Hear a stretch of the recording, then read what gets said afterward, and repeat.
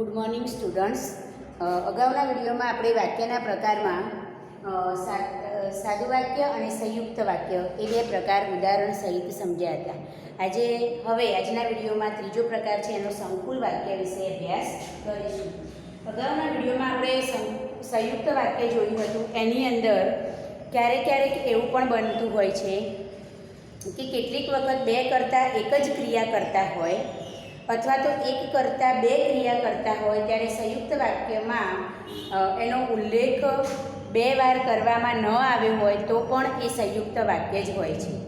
કેટલીક વખત એક કરતાં બે કાર્ય કરતો હોય અથવા તો એક જ કરતાં બે કાર્ય કરતો એટલે કે બે ક્રિયા કરતો હોય, અથવા એક કરતાં બે ક્રિયા કરતા હોય અથવા બે કરતાં બે એક જ ક્રિયા કરતા હોય, બે કરતાં એક જ ક્રિયા કરતા હોય કાં તો એક કરતાં બે ક્રિયા કરતો હોય તો પણ એ સંયુક્ત વાક્ય છે. પણ જ્યારે તમારે વાક્યની અંદર એવા વાક્યોને છૂટા પાડવાના આવે, મેં હમણાં કહ્યું કે સંયુક્ત વાક્યમાંથી સાદું વાક્ય જ્યારે બનાવવાનું થાય ત્યારે જો એક જ કરતા હોય અને બે ક્રિયાઓ કરતો હોય તો જ્યારે સાદા વાક્ય સ્વરૂપે તમે પરિવર્તિત કરો છો ત્યારે ફરીથી એ કર્તાને ઉમેરવો પડે, એટલે કે લખવો પડે. જ્યારે સંયુક્ત વાક્ય હોય ત્યારે એમાં કર્તા એક જ વાર એનો ઉલ્લેખ થયો હોય, પણ બીજી વખત જ્યારે સાદા વાક્યમાં એને પરિવર્તિત કરો છો ત્યારે એને ફરીથી લખવો પડે. દાખલા તરીકે અહીંયા આપણે ઉદાહરણ લઈએ કે રામ અને સીતા વનમાં ગયા. રામ અને સીતા વનમાં ગયા. આ કયું વાક્ય છે? સંયુક્ત વાક્ય છે, બરાબર. રામ અને સીતા વનમાં ગયા, આ સંયુક્ત વાક્ય છે. પણ આ વાક્યની અંદર તમે બે કર્તા આપેલા છે, રામ અને સીતા, બંનેની ક્રિયા શું છે? એક જ છે. જ્યારે તમે આને સાદા વાક્ય સ્વરૂપે પરિવર્તિત કરો છો ત્યારે તમારે પહેલું વાક્ય બને રામ વનમાં ગયા અને બીજું વાક્ય બને સીતા વનમાં ગયા. ખ્યાલ આવી ગયો કે જ્યારે કર્તા બે હોય, ક્રિયા એક જ હોય, ત્યારે સંયુક્ત વાક્ય હોય. સંયુક્ત વાક્યમાંથી એને સાદા વાક્યમાં પરિવર્તિત કરતી વખતે બંને કર્તાને ફરીથી આપણે જુદી રીતે જુદા વાક્યમાં અલગ રીતે લખવું. અહીંયા ક્રિયા એક જ વખત લખેલી છે, પણ આપણે જ્યારે વાક્ય સાદા સ્વરૂપે લખીએ છીએ ત્યારે બંને વખતે એ ક્રિયા ફરીથી લખવી પડે છે. એ જ રીતે બીજું ઉદાહરણ છે, તમે ટીવી જુઓ છો અને ભણો છો. તમે ટીવી જુઓ છો અને ભણો છો, બરાબર. અહીંયા કરતા એક જ છે, ક્રિયાઓ શું છે? બે છે. પહેલામાં શું હતું? ક્રિયા એક જ હતી, કરતા બે હતા. તો અહીંયા આપણે જ્યારે કરતા એક જ છે અને ક્રિયાઓ બે છે, તો સાદા વાક્યમાં જ્યારે આપણે એને પરિવર્તિત કરીએ ત્યારે તમે ટીવી જુઓ છો. આમ તમને એવું શીખવાડ્યું હોય કે સંયોજક કાઢીને બાકીનું જે પાછળનું વાક્ય હોય એ વાક્યને તમારે ફરીથી લખી દેવાનું. એવું જ્યારે છૂટું પાડવાનું શીખવાડ્યું હોય, સાદા વાક્યમાં ફેરવાનું, ત્યારે તમે શું કરશો? ખાલી ભણો છો એટલું જ લખી દેશો. અહીંયા કર્તાનો ફરીથી ઉલ્લેખ કરશો નહીં, તો એ વાક્ય શું પડે? ત્યાં ખોટું પડે. માટે એક જ કર્તા હોય ને બે ક્રિયા હોય તો સાદા વાક્યમાં પરિવર્તિત કરતી વખતે ફરીથી એ કર્તાને ઉમેરવો પડે. એટલે અહીંયા તમારે લખવું પડે તમે ભણો છો. તમે ભણો છો. ખ્યાલ આવી ગયો? એક જ ક્રિયા હોય અને કર્તા બે હોય. સાદા વાક્યમાં પરિવર્તિત કરતી વખતે જ્યારે સંયોજક પછીનું બીજું વાક્ય આપણે લખીએ છીએ ત્યારે તમારે પહેલા વાક્યની અંદર કર્તા સાથે તમે ક્રિયા લખી દીધી, ફરીથી પાછું કર્તા સાથે એ જ ક્રિયાનો ઉલ્લેખ તમારે ફરીથી કરવાનો છે. એ જ રીતે કર્તા એક જ છે અને ક્રિયાઓ બે છે. તો જ્યારે સાદું વાક્ય બનાવો છો ત્યારે સંયોજક પછીનું જે વાક્ય છે એ વાક્યમાં તમારે ફરીથી કરતાં ઉમેરીને એ વાક્ય લખવાનું છે. ત્યાં ખાસ યાદ રાખવાનું, કારણ કે પરીક્ષામાં તમારે એવા જ પ્રશ્નો આવે છે કે સાદા વાક્યમાંથી સંયુક્ત વાક્યમાં ફેરવો, સંયુક્ત વાક્યમાંથી સાદા વાક્યમાં પરિવર્તિત કરો, અથવા તો સાદા વાક્યમાંથી મિશ્ર વાક્યમાં પરિવર્તિત કરો. એટલે આ બાબતને તમારે ખાસ ધ્યાન રાખવાની. ફક્ત એટલું જ મગજમાં નહીં રાખવાનું કે સંયોજક પછીનું જે વાક્ય છે એ પછી લખવું, બીજા ક્રમે, સંયોજક પહેલાંનું જે વાક્ય છે એ પહેલા ક્રમે લખી દેવું, એવું નહીં મનમાં રાખવાનું. કરતાં એક છે, ક્રિયાઓ બે છે, એ બધું આપણે ખાસ ધ્યાન રાખીને સાદા વાક્યમાં ફેરવવાનું રહેશે. કેમ કે ઘણી વખત ઉતાવળમાં તમે આવી ભૂલ કરતા હો અને સાવ સહેલામાં સહેલો પ્રશ્ન, સારામાં સારા માર્ક્સ એમાં તમે મેળવી શકો એવો જે પ્રશ્ન કોઈ હોય ગ્રામરની અંદર, તો સાદા વાક્યમાંથી સંયુક્ત વાક્યમાં અને સંયુક્ત વાક્યમાંથી સાદા વાક્યમાં પરિવર્તિત કરો. એ પ્રશ્ન તમારો ગ્રામરની અંદર સહેલામાં સહેલો છે, જેમાં કશું તૈયાર કરવાનું હોતું નથી, માત્ર સમજવાનું હોય છે. અને આવી ઉતાવળ કરવાથી કદાચ તમે એના માર્ક્સ ગુમાવી દેશો. બરાબર? એટલે આવા રોકડા માર્ક તો આપણાથી છૂટી ન જાય એ માટે ખાસ કાળજી લેવી. હવે આપણે ત્રીજો પ્રકાર જોઈશું, સંકુલ વાક્ય.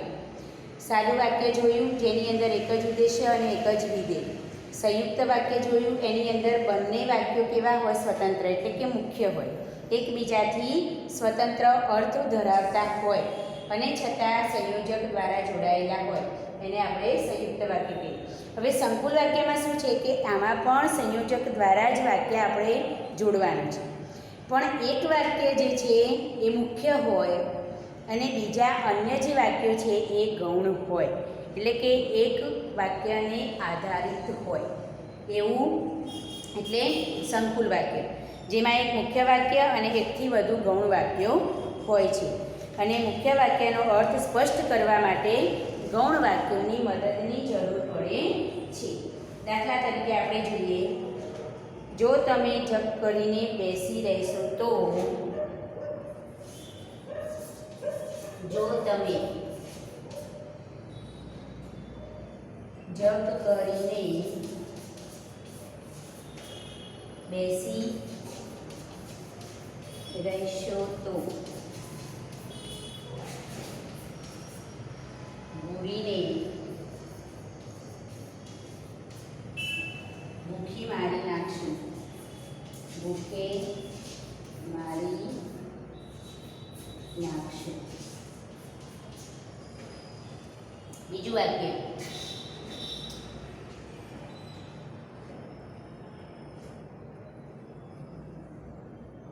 આ લખી રહ્યો છું ત્યારે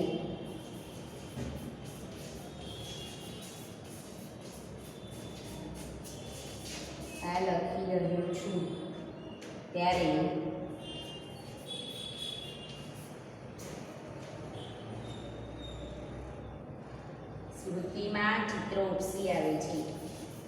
સ્મૃતિમાં ચિત્રો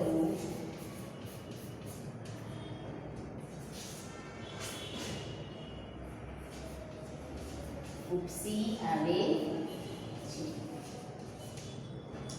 આ લખી રહ્યો છું ત્યારે સ્મૃતિમાં ચિત્રો ઉપસી આવે છે. ડૉક્ટર કાકા પૂછે છે કે હવે તને કેમ લાગે છે? ડૉક્ટર કાકા પૂછે છે કે હવે તને કેમ લાગે છે?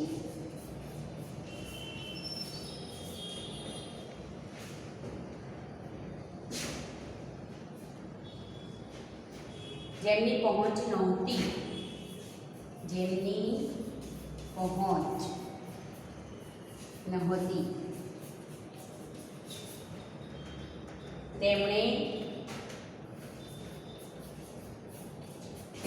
તો જેમની પહોંચ નહોતી તેમણે તો ઘણા વહેલા દોર કાઢી નાખેલા. હવે આપણે આ 3-4 વાક્યોને સમજીએ કે સંકુલ વાક્યની અંદર પણ સંયુક્ત વાક્યની જેમ જ સંયોજક તો હોય જ, પરંતુ બંને વાક્યોમાં એક વાક્ય જે મુખ્ય છે એ બીજા વાક્ય પર આધારિત હોય, એટલે કે ગૌણ હોય. એકથી વધુ વાક્યો પણ હોઈ શકે, એવું નથી કે એક જ વાક્ય હોય, એકથી વધુ વાક્યો પણ હોઈ શકે. એક વાક્ય ગૌણ હોય, એક વાક્ય મુખ્ય હોય અને બાકીના વાક્યો એક વાક્ય મુખ્ય હોય અને બાકીના વાક્યો ગૌણ હોય. અહીંયા જો તમે જગ કરીને બેસી રહેશો તો ભૂરીને ભૂખે મારી નાખશો. ભૂરી સૂરજ ડોશીની જે ભેંસ છે એનું નામ છે. તો દુકાળ પડે છે એને કારણે ખાવા માટે કે ભૂરીને ખવડાવવા માટે કશું છે નહીં. એ વખતે સૂરજ ડોશી જગ કરીને બેઠા છે કે મારે ભેંસને વેચવી નથી. એટલે લોકો એમને સમજાવે છે કે ભેંસને વેચશો નહીં અને તમારી પાસે રાખી મૂકશો, તમારી પાસે એને ખવડાવવા તો કશું છે નહીં, તો એ મરી જશે, ખાધા પીધા વગર મરી જશે. એવી જ્યારે જીદ કરીને બેઠા. તો અહીંયા મુખ્ય વાક્ય છે ભૂરીને તમે ભૂખે મારી નાખશો. ક્યારે મારી નાખશો? તો જ્યારે તમે જગ કરીને બેસી રહેશો તો. તો અહીંયા પહેલું જે મુખ્ય વાક્ય છે એ બીજા વાક્ય પર શું છે? નિર્ભર છે. એટલે કે ગૌણ વાક્યો એનો અર્થ સમજવા માટે એમાં મદદરૂપ થાય છે. ભૂરી ક્યારે મરી જશે? તો જ્યારે સૂરજ ડોશી જગ કરીને મરી જશે, જગ કરીને બેસી રહેશે ત્યારે. એટલે એક વાક્ય બીજા વાક્ય પર શું છે? આધારિત છે. તો અહીંયા તો અને જો બંને અહીંયા શું છે? સંયોજક છે. જો અને તો. સાદા વાક્યમાં ફેરવતી વખતે તમે જગ કરીને બેસી રહેશો. બીજું વાક્ય ભૂરીને ભૂખે મારી નાખશો. એ રીતે લખાય. જો અને તો લખવાના નથી. આગળ આ લખી રહ્યો છું ત્યારે સ્મૃતિમાં ચિત્રો ઉપસી આવે છે. સ્મૃતિમાં ચિત્રો ઉપસી આવે છે પણ ક્યારે? જ્યારે હું લખવા બેઠો છું ત્યારે. તો અહીંયા ત્યારે આ સંયોજક છે. એક મુખ્ય વાક્ય પર ગૌણ વાક્ય એનો અર્થ પૂરો કરવા માટે ઉપયોગી બન્યું છે આમાં. કે મને બધું યાદ આવે છે, સ્મૃતિપટ પર તાજું થાય છે, પણ ક્યારે? જ્યારે લખી રહ્યો છું ત્યારે. ત્રીજું, ડૉક્ટર કાકાએ કહે છે કે સંયોજક છે આમાં. ડૉક્ટર કાકા પૂછે છે કે હવે તને કેમ લાગે છે? હવે તને કેમ લાગે છે એવું કોણ પૂછે છે? તો ડૉક્ટર કાકા. હવે તને કેમ લાગે છે એવું કોણ પૂછી રહ્યું છે? તો ડૉક્ટર કાકા. પછી જેમની પહોંચ નહોતી તેમણે તો ઘણા ઢોર કાઢી નાખેલા. એટલે કે દુકાળ પડે એ વખતે જે ઢોરને ખવડાવી શકે એમ નહોતું, એમને તો ક્યારના ઢોર કાઢી નાખેલા. તો આમાં તેમણે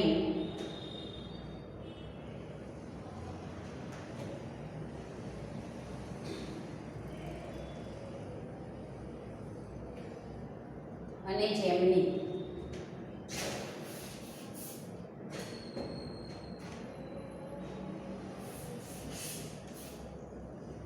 જેમની પહોંચ નહોતી તેમણે તો ઘણા ઢોર કાઢી નાખેલા.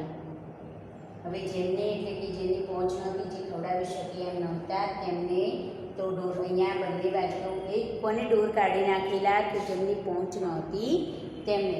તો અહીંયા સંયુક્ત વાક્યમાં એક વાક્ય બીજા વાક્ય પર નિર્ભર હોય. આજે તમે સ્કૂલે મોડા આવ્યા કારણ કે વરસાદ પડ્યો હતો. આજે તમે સ્કૂલેથી વહેલા ઘેર પહોંચી શક્યા નહીં કેમ કે રસ્તામાં ટ્રાફિક વધારે હતો. તો આવા જે વાક્યો છે એને આપણે શું કહી શકીએ? સંકુલ વાક્ય કહી શકીએ. હવે તમને સાદું વાક્ય, સંયુક્ત વાક્ય અને સંકુલ વાક્ય શું છે એની બરાબર સમજ પડી ગઈ હશે. હવે ધોરણ 12ની અંદર આપણે જોઈએ તો ધોરણ 12માં જે પેપર સ્ટાઇલ છે એ પેપર સ્ટાઇલ આપણે જોઈએ કે ગ્રામરમાં કયા કયા ટૉપિક એમાં પૂછાતા હોય છે.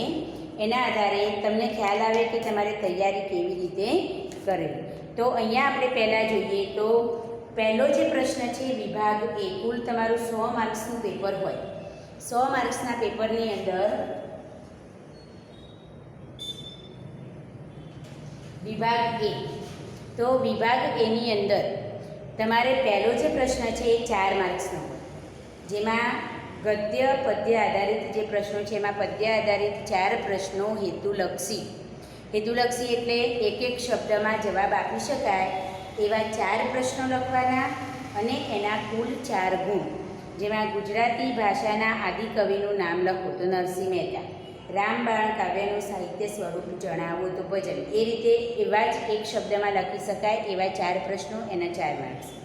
આગળ પ્રશ્ન છે, નીચેના પ્રશ્નોના એક વાક્યમાં ઉત્તર લખો, એના પણ 4 માર્ક્સ. એની અંદર પણ એક એક વાક્યમાં જવાબ આપી શકાય એવા પ્રશ્નો છે. દાખલા તરીકે ગોપી કયો નિયમ લે છે?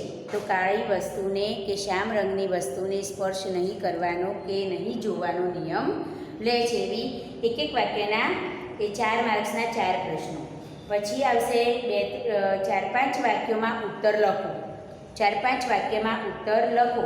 એની અંદર તમારે 2 પ્રશ્નો હશે અને કુલ ગુણ હશે 4, એટલે કે એક પ્રશ્નના તમારે 2 ગુણ. ત્યારબાદ સવિસ્તાર ઉત્તર લખો. તો સવિસ્તાર ઉત્તરની અંદર તમારે 2 પ્રશ્નો આપેલા હશે અને 2 પ્રશ્નોમાં હશે માર્ક્સ કુલ કેટલા? 8. તો 8 માર્ક્સ એટલે કે એક પ્રશ્નનો 4 માર્ક્સ. આ રીતે તમારે પદ્ય વિભાગની અંદર પહેલાં હેતુલક્ષી પ્રશ્નો 4 માર્ક્સના, એક વાક્યના પ્રશ્નો 4 માર્ક્સના, 2-3 વાક્યના પ્રશ્નો 2 માર્ક્સના એટલે કે 4 માર્ક્સના અને 8 માર્ક્સના સવિસ્તાર પ્રશ્નો. બરાબર? તો અહીંયા તમે હેતુલક્ષી અને એક વાક્યના પ્રશ્નો ખાલી તૈયાર કરો ને તો પણ તમારે આસાનીથી તમને 8 માર્ક્સ સરસ મળી જાય. એ જ રીતે ગદ્ય વિભાગની અંદર પણ પહેલો જે પ્રશ્ન છે 4 માર્ક્સનો, એમાં હેતુલક્ષી પ્રશ્નો 4 માર્ક્સના, પછી એક વાક્યના પ્રશ્નો 4 માર્ક્સના અને 2-3 વાક્યના પ્રશ્નોના જવાબ એ પણ 2 પ્રશ્નો એ 4 માર્ક્સના અને સવિસ્તાર પ્રશ્નો 2 લખવાના, જેની અંદર 8 માર્ક્સ એટલે એક પ્રશ્નના 4 માર્ક્સ. આમ ગદ્ય અને પદ્ય વિભાગ ત્યાં શું થાય છે? પૂરો થાય છે. હવે આવ્યો તમારે વિભાગ સી, વ્યાકરણ આધારિત પ્રશ્નો. વ્યાકરણ આધારિત પ્રશ્નોમાં ધોરણ 11ની અંદર તમને એવો પ્રશ્ન પૂછતા હતા કે સમાનાર્થી શબ્દો આપો. સમાનાર્થી શબ્દો આપો.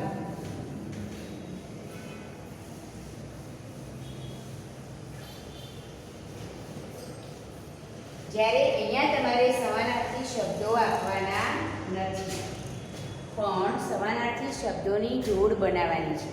તમને 3 વિભાગમાં જોડ આપી હશે. આપણે જોઈએ કેવી રીતે આપી હશે.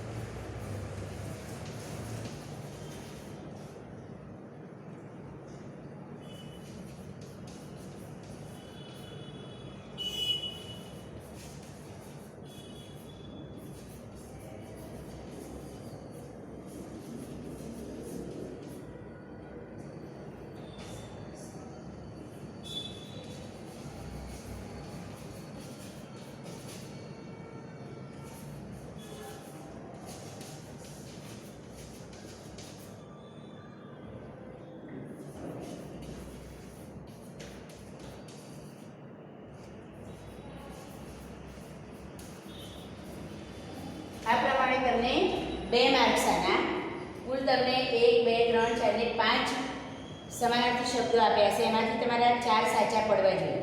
પણ સ્વાભાવિક છે કે એક પ્રશ્ન ખોટો પડે, આમાંથી એક જોડ ખોટી પડે તો બીજી ઓટોમેટિક ખોટી થઈ જવાની છે.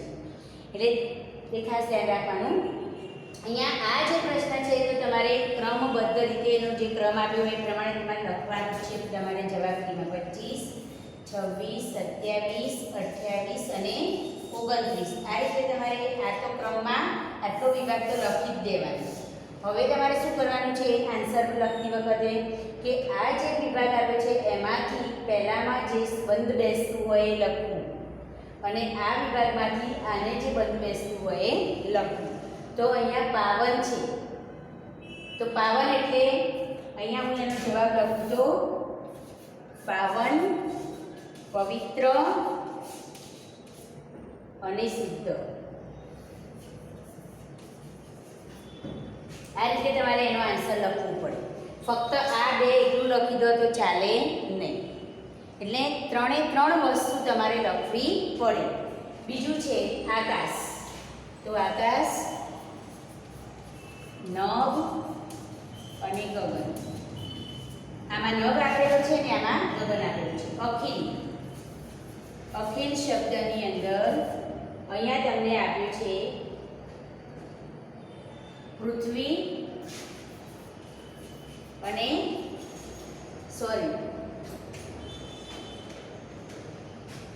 સમસ્ત. અખિલમાં સમસ્ત અને તમામ. ચોથો શબ્દ આવે છે વસુધા. તો એમાં આવશે પૃથ્વી અને ધરતી. પાંચમો શબ્દ આવે છે લવણ. અહીંયાથી લઈશું મીઠું અને અહીંયાથી લઈશું સબરસ. સબરસ. આ રીતે તમારે પ્રશ્નપત્રમાં જવાબ લખવાના થાય. અહીંયા આવી રીતે પ્રશ્ન આપેલો હશે. આન્સર લખતી વખતે પહેલો, બીજો ને ત્રીજો વિભાગ તમારે જેવો છે એવો ને એવો જ પહેલો લખી દેવાનો. પછી આપણી બાકીના 2 વિભાગમાંથી યોગ્ય શબ્દો જે આવતા હોય એ જ ક્રમમાં અહીંયાથી અહીંયા કરવાના નથી, પણ એ જ લીટીમાં, એ જ પેરમાં ઉપર નીચે કરવાના છે. અહીંયા આમાં પણ અહીંયા જ ઉપર નીચે કરવાના, પણ આમાંથી આમાં કરવાના નથી. એ ખાસ ધ્યાન રાખવાનું, બરાબર? એટલે આ રીતનો તમારો 2 માર્ક્સનો પ્રશ્ન હશે. ત્યાર પછી બીજો પ્રશ્ન હશે, નીચે આપેલા વાક્યોમાંના રેખાંકિત શબ્દોને સ્થાને વિરોધી શબ્દ લખી વાક્યનો અર્થ બદલાય નહીં તે રીતે ફરીથી લખો. વાક્યનો અર્થ બદલાય નહીં એ રીતે ફરીથી લખવાનું છે. આમ અત્યાર સુધી શું કરતા હતા તમે? વિરોધી શબ્દ લખી દેતા હતા કે દાખલા તરીકે પવિત્ર શબ્દ છે તો સામે તમે શું લખી દો? અપવિત્ર. પણ હવે એવું નથી કરવાનું.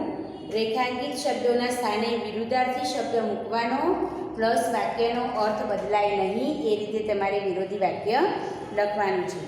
દાખલા તરીકે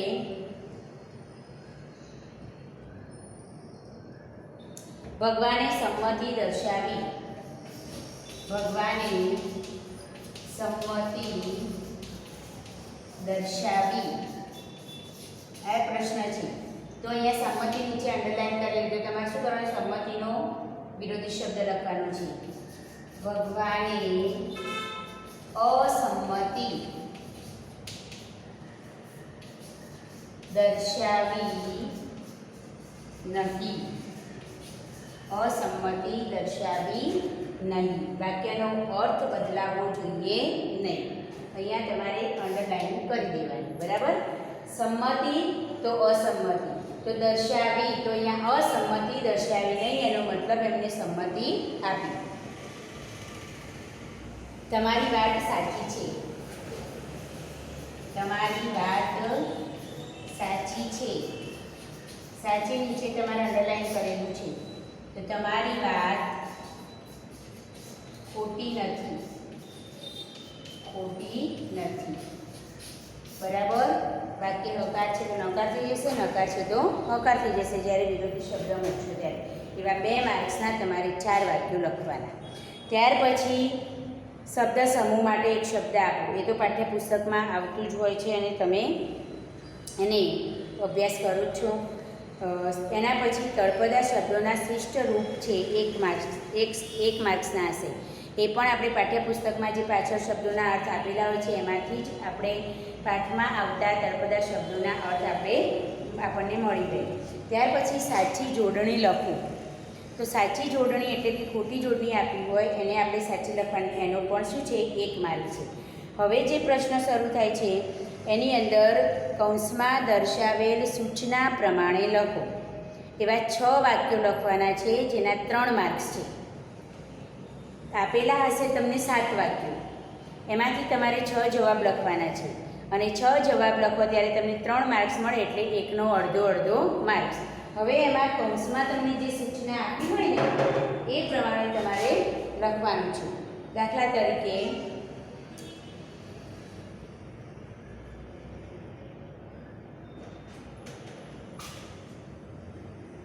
અહીંયા પ્રશ્ન છે, મેં તો કાચના કમાડ કર્યા.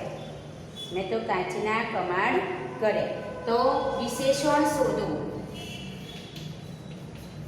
કાચના કમાડ કર્યા. વિશેષણ શોધો. આવો પ્રશ્ન હશે. તો અહીંયા તમારે શું શોધવાનું છે? વિશેષણ, કે વાક્યમાં વિશેષણ શું છે. બરાબર. બીજો પ્રશ્ન એવો હશે કે ખાલી જગ્યા માર્ગ આપતા ત્રણેય ઘોડા એક હરોળમાં ચાલી શકતા. ખાલી જગ્યા માર્ગ આવતા ત્રણેય ઘોડા એક હરોળમાં ચાલી શકતા. તો અહીંયા વિશેષણ મૂકવાનું છે તમારે. એ તમે જાતે મૂકી શકશો નહીં. એ તમારે પાઠ આધારે મૂકવું પડશે. આમાં તો તમે વિશેષણ શોધી દો કે કમાડ છે તો કેવા કાચના. બરાબર. પણ પહેલાંમાં વિશેષણ મૂકવાનું છે, પાઠ આધારે મૂકવું પડશે. અહીંયા જે તમને ખાલી જગ્યામાં વિશેષણ મૂકો એવો પ્રશ્ન આપ્યો છે, એમાં હું વિશેષણ મૂકું કે સાંકડો માર્ગ આવતા. સાંકડો માર્ગ, માર્ગ કેવો છે? સાંકડો. તો સાંકડો માર્ગ આવતા ત્રણેય ઘોડા એક જ હરોળમાં ચાલતા હતા. પછીનો પ્રશ્ન જે છે એની અંદર આપણે એ તો વાહલી અધમ ઉદરનો સ્વાર્થ કે સ્નેહ ગર્વ એવું વાક્ય આપેલું છે. અને એમાં નિપાત શોધો. આપણે અગાઉના વિડીયોમાં નિપાત એટલે શું એ ભણી ગયા છીએ. તો વાક્યની અંદરથી તમારે નિપાત શોધવાનું છે. એટલે નિપાત શોધો એવું વાક્ય હશે. પછી પરમેશ્વર અહીં ખાલી જગ્યા છે. તો એની અંદર તમારે ખાલી જગ્યા જે આપી છે એમાં નિપાત મૂકવાનું છે. સમજો, પહેલાં નિપાત વાક્યમાંથી શોધવાનો હતો, હવે નિપાત શું કરવાનું છે? મૂકવાનું છે. તો પરમેશ્વર અહીં જ છે, તો જ નિપાત એમાં આવે. ખાલી જગ્યામાં તમારે જ મૂકવાનું થાય. ત્યાર પછી આગળનો જે પ્રશ્ન છે એમાં કૃદંત શોધીને લખો. આપણે કૃદંત વિશે પણ ભણી ગયા. તો કૃદંતના પ્રકાર કયા કયા, કૃદંત કેવી રીતે ઓળખવા, એના પ્રત્યય કયા કયા, એ પણ મેં તમને સમજાવ્યું હતું અગાઉના વિડીયોમાં. એટલે કૃદંત વિશે પણ આપણે અભ્યાસ કર્યો. એટલે આમાંથી આપણે કૃદંત શોધવાનું છે કે યુવાન વકીલ અક્કલ વગરની શરતનું પાલન કરવા તૈયાર થયો. તો કરવા, કૃદંત શોધીને લખો. તો કરવા એટલું જ લખવાનું. એનો પ્રકાર આપણને કન્ફર્મ આપણને આવડે છે છતાં માગ્યો નથી તો આપણે નહીં લખવાનું. કેમ કે નહીંને કદાચ આપણી કોઈ ગેરસમજ થાય ને ભૂલ પડે તો. એટલે જેટલું માગ્યું છે એટલું જ લખવાનું. તો કૃદંત શોધો. તો ખાલી કૃદંતવાળું જે પદ છે એ લખી દેવાનું. કરવા કૃદંત. બરાબર. આ રીતે તમારે આન્સર લખી દેવાનું. ત્યાર પછી આગળનો પ્રશ્ન છે એમાં અહીં મળેલા માણસો કરતાં હું વધારે પૈસાદાર હતો. તો વાક્યમાં આપેલ કૃદંતનો પ્રકાર, એટલે એમાં કૃદંત શોધવાનું પણ છે અને કૃદંતનો પ્રકાર પણ લખવાનો છે. તો મળવું, તો મળવું એ ક્રિયા છે. મળેલા તો શું આવશે?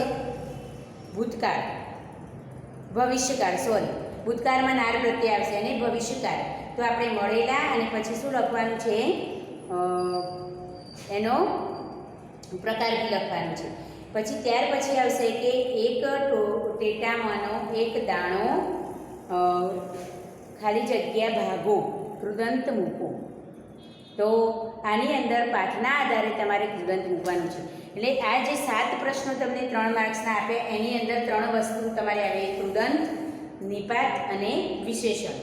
કૃદંત, નિપાત અને વિશેષણ. એમાં વિશેષણ શોધો અને મૂકો. પછી કૃદંત શોધો, મૂકો અને પ્રકાર ઓળખાવો. નિપાત શોધો અને મૂકો. આમ કરીને તમારે કુલ 7 પ્રશ્નો 3 માર્ક્સના આવે. ત્યાર પછી રૂઢિપ્રયોગ આવશે. તો રૂઢિપ્રયોગની અંદર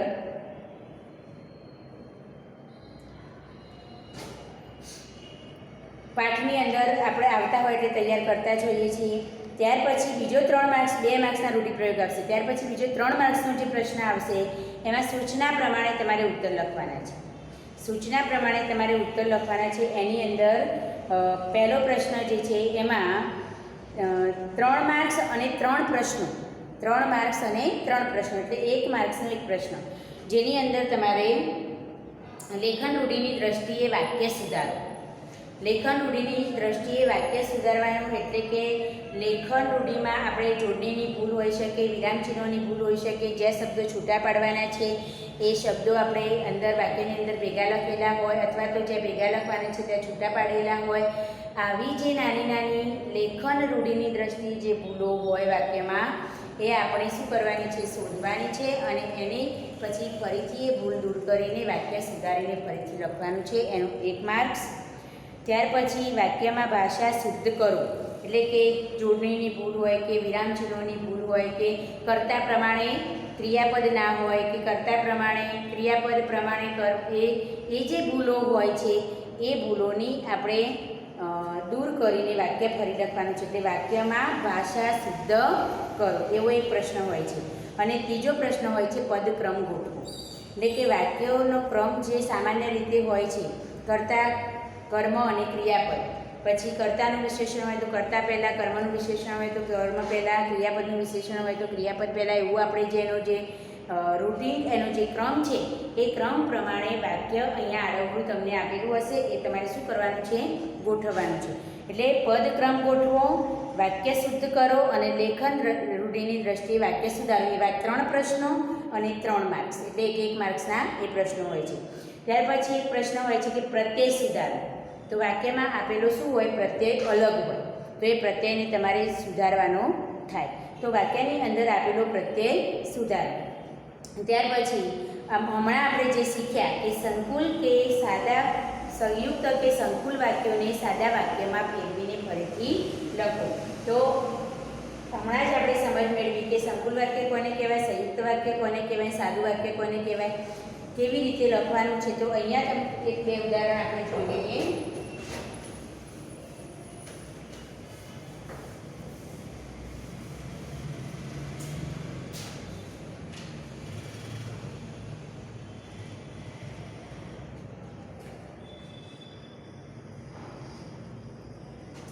સંયુક્ત કે સંકુલ વાક્યને સાદા વાક્યમાં ફેરવવાનું છે.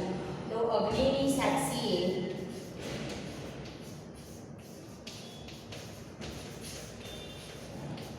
જેમનું મિલન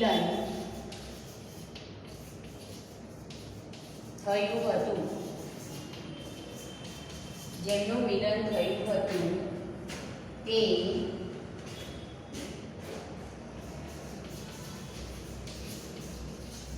અગ્નિની સાક્ષીએ જ જુદા પડ્યા, સાક્ષીએ જ જુદા પડ્યા.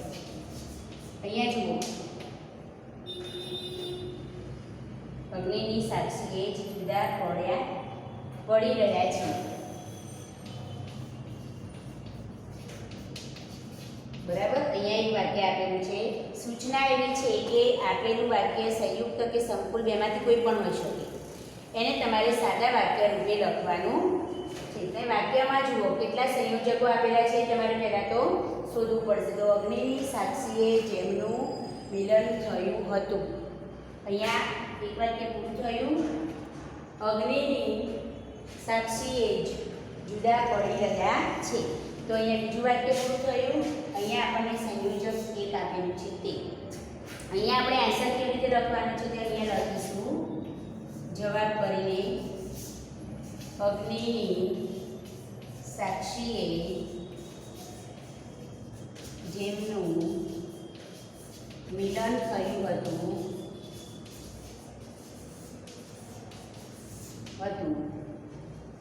મિલન થયું હતું. બીજું વાક્ય બીજી લીટીમાં લખવાનું છે, અગ્નિની સાક્ષીએ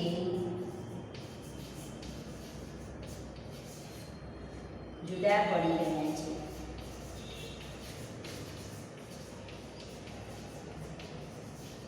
અહીંયા આપણે વાક્ય સાદું છે, સંયુક્ત છે કે સંકુલ એવો કોઈ ઉલ્લેખ કરવાનો નથી.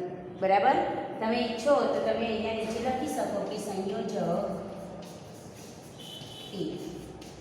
બરાબર, પણ જ્યારે વાક્ય સાદા સ્વરૂપે લખો ત્યારે ત્યાં ક્યાંય સંયોજક આવવું જોઈએ નહીં. કેટલાક વિદ્યાર્થીઓ શું કરે, પહેલું વાક્ય અહીંયા લખી દે, અગ્નિની સાક્ષી જેમનું મિલન થયું હતું. બીજા વાક્યની શરૂઆત ક્યાંથી કરે, તેથી કરે, તે સંયોજકને દૂર ના કરે અને તેથી જ વાક્યની શરૂઆત કરે કે તે અગ્નિની સાક્ષીએ જ જુદા પડે, તો વાક્ય શું પડે ત્યાં ખોટું, કારણ કે આ વાક્યમાંથી સંયોજક દૂર કરવાનું છે અને પછી એને સાદું વાક્ય બનાવવાનું છે. એ જ રીતે એવા 3 વાક્યો આપ્યા હશે તમારે, એમાંથી કોઈ પણ 2 લખવાના અને હવે પછી સાદા વાક્યોને સંયુક્ત કે સંકુલ વાક્યમાં ફેરવો.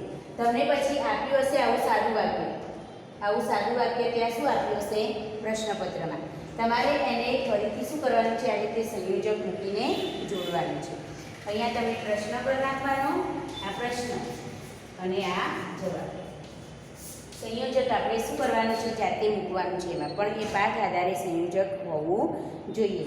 એટલે જ્યારે પણ આપણું પાઠ્યપુસ્તકમાં પાઠ ચાલતા હોય ત્યારે ખાસ એના પર તમારે ધ્યાન આપવાનું છે, કેમ કે એના ઉપર તમે ધ્યાન આપશો તો જ તમે સાદું અને સંયુક્ત વાક્ય કૃદંતવાળા પ્રશ્ન, કૃદંતમાં ખાલી જગ્યામાં કૃદંત મૂકો એ, ખાલી જગ્યામાં નિપાત મૂકો એ અને ખાલી જગ્યામાં વિશેષણ મૂકો એ, આ બધા પ્રશ્નોના જવાબ તમે તો જ સાચા લખી શકશો.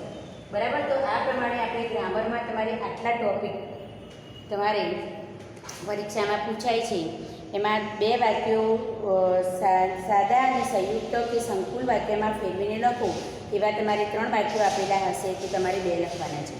2 સંયુક્તમાં ફેરવવાના અને 2 સાદામાં ફેરવવાના. આ રીતે ગ્રામરમાં તમારે કુલ 20 માર્ક્સનું ગ્રામર ધોરણ 12ની અંદર પરીક્ષામાં પૂછાતું હોય છે. તો આ રીતે તમારે તૈયારી શરૂ કરી દેવાની. બરાબર, થેન્ક યુ.